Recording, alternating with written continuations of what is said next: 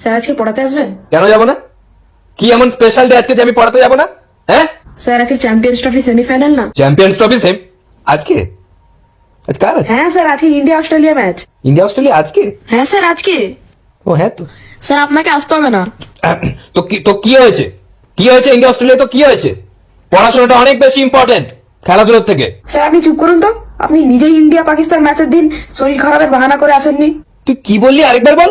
Sir বললাম তো। না আরেকবার বল। আরেকবার কেন বলবো? তুই আরেকবার বল যাতে ভিডিওটা বড় হয়। স্যার আপনি ইন্ডিয়া পাকিস্তান ম্যাচের দিনে শরীর খারাপের বাহানা করে আসেননি। ইন্ডিয়া পাকিস্তান ম্যাচের দিন আমি শরীর খারাপের বাহানা দেখিয়ে আসিনি।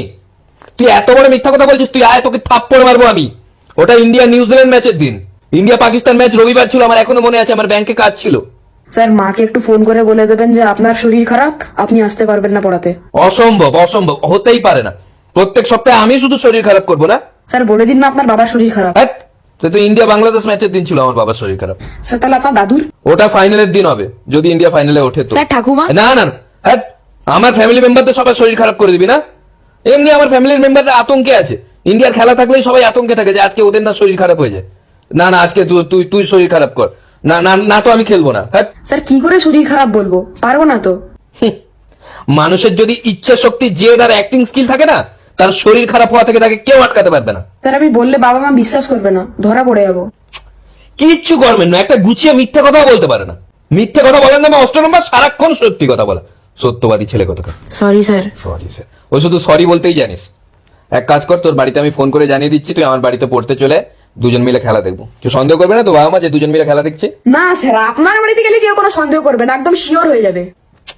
কি রেপুটেশন বানিয়েছিস, হ্যাঁ? বাবা মা একটুও বিশ্বাস করে না তোকে। না স্যার, আমার উপর তাও ভরসা করে, কিন্তু আপনার উপর একটুও করে না।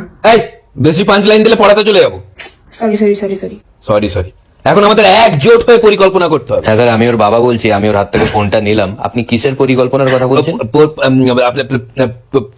পরিকল্পনা বলতে মানে কি হচ্ছে ব্যাপারটা, যে মানে আজকে মানে আমি নর্মালি তো 1.5 ঘন্টা পড়াই, তো আজকে মানে ওই 3 ঘন্টা পড়ানোর একটা পরিকল্পনা করেছিলাম আর কি, 3 বা 3.5 ঘন্টা এরকম। আচ্ছা, আজকে না ইন্ডিয়া অস্ট্রেলিয়া ম্যাচ আছে। আচ্ছা আর আজ খেলা? হ্যাঁ আজকেই আছে। আচ্ছা। আপনি ম্যাচ দেখেন না?